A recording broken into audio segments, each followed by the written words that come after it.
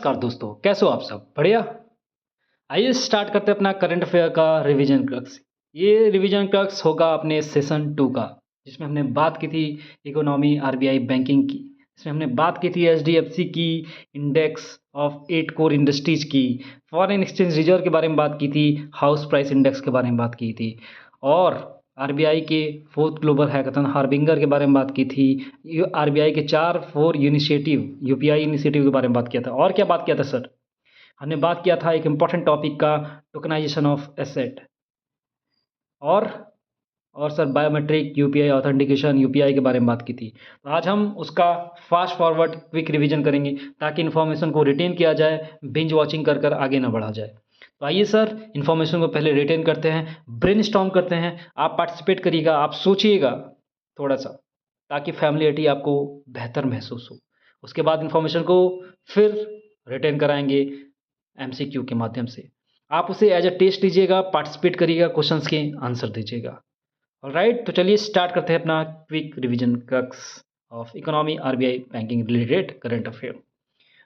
और ये current affair आपको पता होगा सर, नाबार्ड और सेबी के लिए इंपॉर्टेंट है सर, सेबी ग्रेड ए के लिए और बाकी के बैंकिंग एग्जामिनेशंस के लिए लाइक आरबीआई। तो सर हमारा पहला टॉपिक था एचडीएफसी बैंक ने टॉप किया है सर किस as a brand most valued brand for 2025, overtaking TCS. तो HDFC bank tops India's most valued brand for 2025, overtaking TCS. HDFC bank has reclaimed the top spot as India's most valuable brand in 2025 Kantar BrandZ report. ये किसके द्वारा बताया गया sir? ये ध्यान रखिएगा, कंतार BrandZ report ने ये रिपोर्ट जारी किया। उनके according HDFC most valued brand है इंडिया का 2025 का, टीसीएस को ओवरटेक कर गया है। इसका ब्रांड वैल्यू कितना है सर? इसका ब्रांड वैल्यू है $44.9 बिलियन। ठीक है, आगे बढ़ते हैं। हमने बात की थी फिर इंडेक्स ऑफ 8 कोर इंडस्ट्रीज। क्या बात की sir? Index of 8 core industries. Right, इसमें हमने कुछ देखा था सर, पॉजिटिव ग्रोथ दिखा था sir. Positive growth was seen in what, which industries sir? Fertilizer, steel, cement and petroleum refinery product. बाकी जो एनर्जी और सॉरी माइनिंग से रिलेटेड था उसमें there was a major decline. तो सर आईसीआई यानी कि index of core industries of 8 core industries, इसमें पॉजिटिव ग्रोथ आपको पता चल गया होगा कि सर फर्टिलाइजर में है, स्टील में हुआ है, सीमेंट में हुआ है, पेट्रोलियम रिफाइनरी प्रोडक्ट में हुआ है। लेकिन मेजर डिक्लाइनिंग किस में हुई है सर?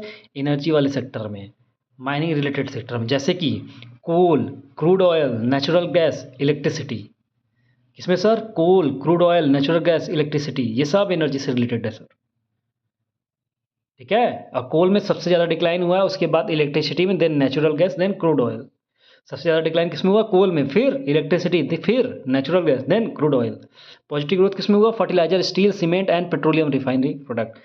बार बार रिपीट करने की वजह यही है कि आपकी इन्फॉर्मेशन आपके माइंड में डाल देना सर, और कोई वजह नहीं है। आइए आगे बढ़ते हैं सर। तो सर फॉरेक्स रिजर्व की बात की थी हमने। क्या बात की थी सर? फॉरेक्स रिजर्व की। India's foreign exchange reserve jumps by $5.5 billion to $692.57 billion. और सर इसमें एक इम्पॉर्टेंट पॉइंट बताया था एग्जाम पॉइंट ऑफ व्यू से कि the largest component of this reserve यानी कि इंडियाज फॉरेन एक्सचेंज रिजर्व क्या होता है सर? गोल्ड होता है, एसडीआर होता है, या फॉरेन करेंट एसेट? कौन सा होता है सर, बताइए सर। ऑलरेडी मैंने बता रखा है। तो होता है sir foreign currency asset is the largest component of this reserve, Indian foreign exchange reserve. Foreign currency asset FCA है सर लार्जेस्ट कंपोनेंट। गलती से गोल्ड मत मार के आइएगा, बहुत लोग गोल्ड मार के चले आते हैं। आगे बढ़ते हैं सर। फिर हमने बात की थी एचपीआई की। एचपीआई की मतलब हाउस प्राइसिंग इंडेक्स की, all India house pricing index. ये कौन लॉन्च करता है सर? बस इतना ध्यान रखिए, आरबीआई लॉन्च करता है, आरबीआई रिलीज करता है हाउस प्राइसिंग इंडेक्स। फिर सर हमने बात की थी रिजर्व बैंक ऑफ इंडिया ने अपना चौथा ग्लोबल हैकाथन लॉन्च किया, हबिंग 2025। सर इसमें क्या हुआ सर? आरबीआई ने लॉन्च जब किया, इसका टाइटल क्या था? Harbinger 2025 innovation for transformation, harbinger 2025 innovation for transformation ये टाइटल था इसके फोर्थ ग्लोबल हैकाथन के रिजर्व बैंक ऑफ इंडिया के। And it invited the participants to create technology driven solution for secure and inclusive banking, harbinger. ठीक है, hope चीजें समझ में आ रही होंगी। और सर थीम क्या था सर इसका, हार्बिंगर का थीम जरूर से याद करिए सर, इंपॉर्टेंट है आपके एग्जाम के लिए। The theme of Harbinger 2025 is secure banking. क्या, secure banking powered by triple I, identity, integrity and inclusivity. Secure banking powered by identity, integrity and inclusivity. और 3 प्रॉब्लम स्टेटमेंट्स बताए गए थे सर यहाँ पे इसी हैकाथन में। Tokenized KYC, offline CBDC that is e rupee and enhancing trust in digital financial system. तो 3 problem statement क्या थे, tokenized KYC, offline CBDC and enhancing trust in digital finance system. फिर बात किया था हमने, आरबीआई ने लॉन्च किया है 4 UPI initiatives. RBI has launch 4 new digital payment initiative eight global fintech festival. कहाँ पे, ग्लोबल फिनटेक फेस्टिवल में 4 यूपीआई इनिशिएटिव आरबीआई ने लॉन्च किए। पहला था IoT based UPI payment, IoT based UPI payment. दूसरा था interoperable net banking solution, interoperable net banking solution. तीसरा सर यूपीआई रिजर्व पे था सर, क्या था, यूपीआई रिजर्व पे। चौथा एआई बेस्ड यूपीआई हेल्प, क्या sir, AI based UPI help. फिर मैंने बात की थी कि आरबीआई ने लॉन्च किया unified interface to tokenize asset. किस लिए sir, to enable asset tokenization. जो यूएमआई लॉन्च किया यूनिफाइड मार्केट इंटरफेस, किस लिए, टू इनेबल एसेट टोकनाइजेशन। क्या यूज कर using blockchain and wholesale CBDC for what, improving market transparency and efficiency. So UMI convert real world asset into digital tokens, ये purpose था, real world asset को convert करना digital tokens में। Enabling fractional ownership, ये fractional ownership को enable करता है। And faster smart contract based settlement की बात करता है, to reduce the intermediary dependence. फिर हमने बात की थी सर, एनपीसीआई एंड आरबीआई मिलकर लॉन्च किया बायोमेट्रिक यूपीआई ऑथेंटिकेशन। तो इन्होंने इंट्रोड्यूस क्या किया sir, biometric and wearable glass authentication for UPI transaction in 2025 to enhance security and inclusivity in digital payments. समझे सर। अब यूजर्स वेरीफाई कर सकते हैं अपने पेमेंट्स विथ फिंगरप्रिंट्स और फेशियल रिकॉग्निशन, जो कि होगा लिंक आधार से। अब जरूरत नहीं है पिन का, so it eliminated the need of pins, reduce the need of pin. और न्यू यूपीआई लाइट जो लॉन्च हुआ विथ स्मार्ट ग्लासेस, ये इनेबल करता है hands free voice command payment sir, hand free voice command payment, और बनाता है sir small transactions को फास्टर और मोर कन्वीनियंट। फिर हमने बात की थी सर कि थोड़ा सा स्टैटिक पोर्शन हमें क्विक रिवीजन की तरफ पढ़ लेना चाहिए। एनपीसीआई की बात हो रही थी, एनपीसीआई के बारे में बात कर लेना चाहिए कि एनपीसीआई है क्या सर। तो एनपीसीआई सर है, उसका फुल फॉर्म है national payment corporation of India, और ये एक अम्ब्रेला ऑर्गेनाइजेशन है sir NPCI, for operating retail payment and settlement system in India, for operating retail payments and settlement system in India. And it is initiative of home, आपको already बता दिया कि NPCI initiative है 2 लोगों का, RBI and IBA, Indian bank association. किसका, RBI and IBA का initiative है। और किस प्रोविजन के अंडर ये आया था, ये payment and settlement system act 2007 payment and settlement system act के अंडर आया था सर। फॉर व्हाट आया था, to create robust payment and settlement infrastructure in India. फिर सर हम जब एनपीसीआई की बात कर रहे हैं तो उसने यूपीआई लाया था सर, यूपीआई के बारे में बात होनी चाहिए, तो सर यूपीआई भी के बारे में पढ़ लेते हैं, इंपॉर्टेंट है सर आपके एग्जाम पॉइंट ऑफ व्यू से। तो UPI is a system that powers multiple banks account into single mobile application of any participating bank. ये मर्ज करता है सेवरल बैंकिंग फीचर्स को for seamless fund routing and merchant payment into one hood. और ये cater भी करता है, it also caters to peer-to-peer collect request which can be scheduled and paid as per requirement and convenience। और इसका pilot launch कब हुआ था सर, तो इसका पायलट लॉन्च हुआ था यूपीआई का, ये ध्यान रखिए सर, 11 अप्रैल 2016 में यूपीआई लॉन्च हुआ था 11 अप्रैल को, डॉक्टर रघुराम राजन के द्वारा, then governor of RBI. At Mumbai. कहाँ पे लॉन्च हुआ था? मुंबई में, रघुराम राजन के द्वारा। कब? 11 अप्रैल 2016 को। ठीक है सर, यही था हमारा रिवीजन क्रक्स। होप चीज़ें आपको समझ में आई होंगी। फास्ट फॉरवर्ड में थोड़ी फैमिलियरिटी बढ़ी होगी, थोड़ा सा इन्फॉर्मेशन रिटेंशन बढ़ा होगा, जो कि आपके एग्जाम के लिए इंपॉर्टेंट है। आपका कॉन्फिडेंस बढ़ा होगा सर कि हाँ चीज़ें याद हो सकती हैं। आप फालतू सिर्फ बिंज वॉचिंग करते रहते हो, इन्फॉर्मेशन रिटेन नहीं करते, थोड़ा सा कॉन्फिडेंस बढ़ा होगा सर। तो सर, कंटेंट अगर जेन्युइन लगा हो, इन्फॉर्मेशन जेन्युइन लगा हो एग्जाम ओरिएंटेड, काम के पॉइंट्स मिले हों सर, लगा हो अपना एफर्ट जेन्युइन है, हार्ड वर्क जो कर रहा हूँ, मिल के साथ सर हार्ड वर्क करते सर सिलेक्शन करवाएंगे सर, आपका एग्ज़ाम क्रैक करवाएंगे सर। तो कंटेंट जेन्युइन लगे, एफर्ट जेन्युइन लगे, आपको समझ में आ रहा है कि मैं क्या चाह रहा हूँ, मैं आपका सिलेक्शन चाह रहा हूँ, जो पिछले कई सालों से सेमी मिस्टेक्स किए जा रहे हैं, रिवीजन नहीं कर रहे, इन्फॉर्मेशन को रिटेन नहीं कर रहे, मल्टीपल सोर्सेज पे जाते हैं और चीज़ें इकट्ठा करते हैं, पढ़ते कम है, इकट्ठा ज़्यादा करते हैं सर, रिवाइज कभी नहीं करते, बस रीडिंग रीडिंग लगाना है। बोलते हैं 10 घंटे घर वालों से पढ़ते हैं, 20 घंटे पढ़ते हैं। मत पढ़ो भाई ऐसी पढ़ाई। भाई हार्डवर्क बहुत ज़्यादा ज़रूरी है, उसके बिना तो कुछ नहीं होगा, ये तो मैं जानता हूँ सर। एटलीस्ट तुम उनसे तो बेहतर हो जो स्मार्ट वर्क के नाम पे कुछ नहीं करते, लेजनेस करते। लेकिन सर स्मार्टनेस इम्पॉर्टेंट है सर, स्मार्टनेस इम्पॉर्टेंट है। आप कैसे चीज़ों को करते हो सर, बैल की तरह अगर चीज़ें करते गए ना, सिलेक्शन कभी नहीं मिलेगा, लिख के ले लो।